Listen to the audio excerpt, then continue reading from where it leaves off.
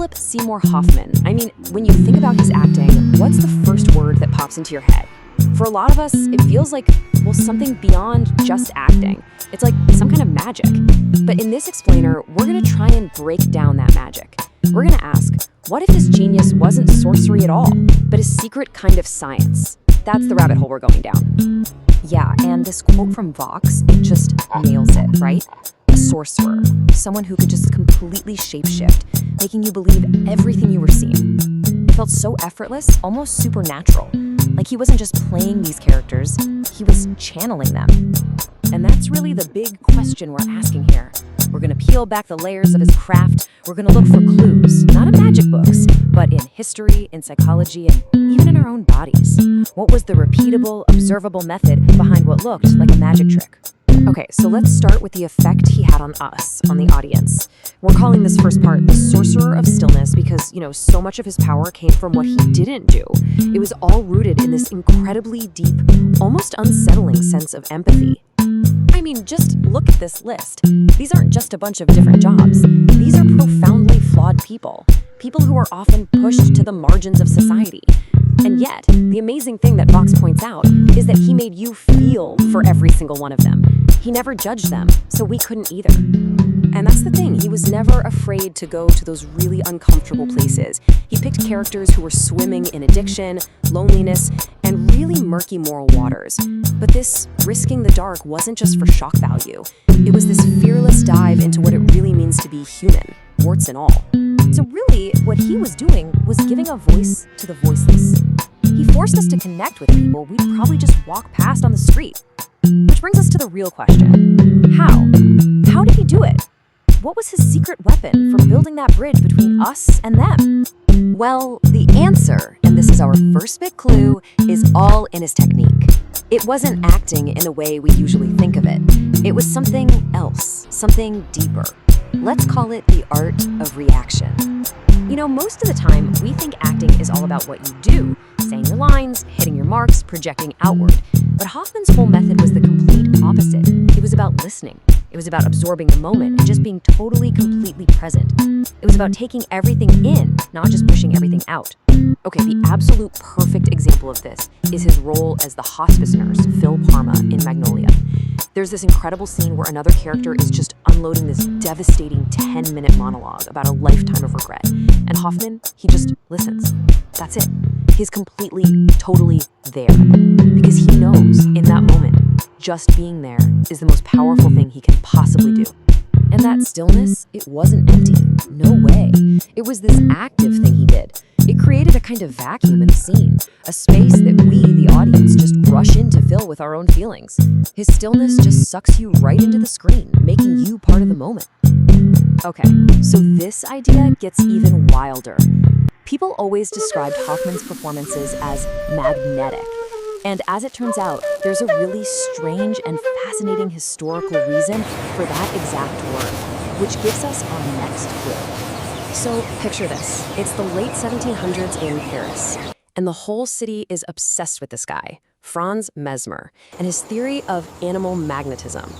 He claimed he could control this invisible fluid that connects everything to heal people, making them go into trances, have convulsions, and have these huge emotional releases. It was part science, part theater, and everybody was talking about it.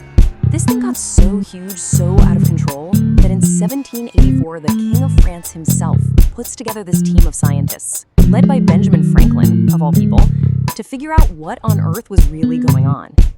They set up these brilliant experiments to test if this so-called magnetic fluid was actually real.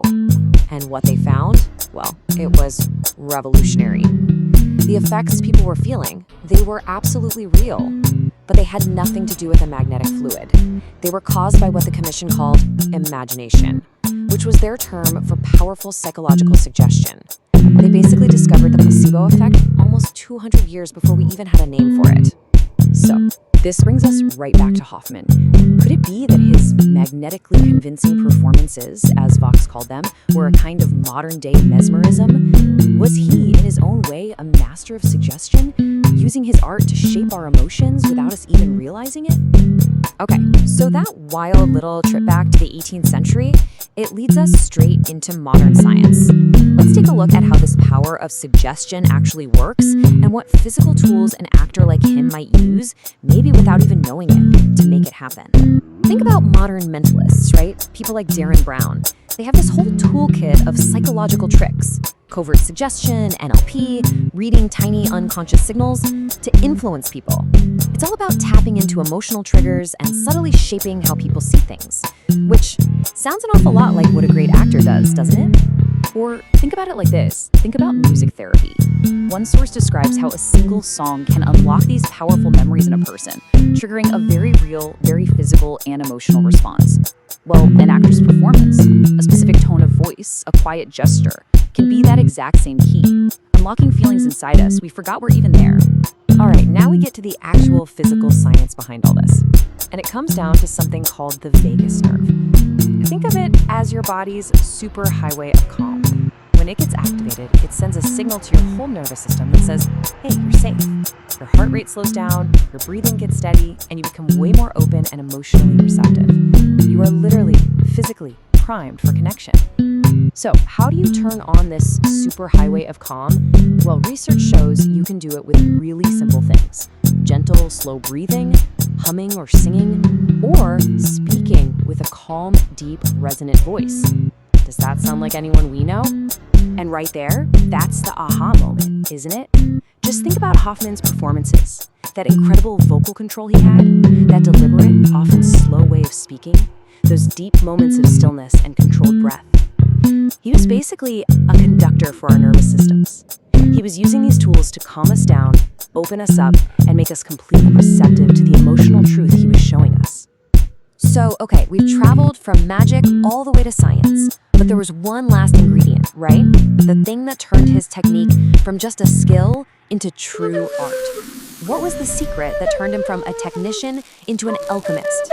And this, right here, is the absolute heart of it. As Vox puts it so perfectly, his ultimate tool wasn't a vocal trick or his mastery of being still. It was infinite kindness. He treated every single broken, lost, difficult character with so much genuine empathy that it just slipped past all our defenses. And in his best moments, it actually connected us with a deeper kindness inside ourselves. You see, in the end, the science is just the how. It's the delivery system. The message itself was always this radical empathy. He wasn't just showing us characters, he was showing us how to connect with the parts of other people and ourselves that we might want to look away from. So I'll leave you with this. What kindness did he unlock in you?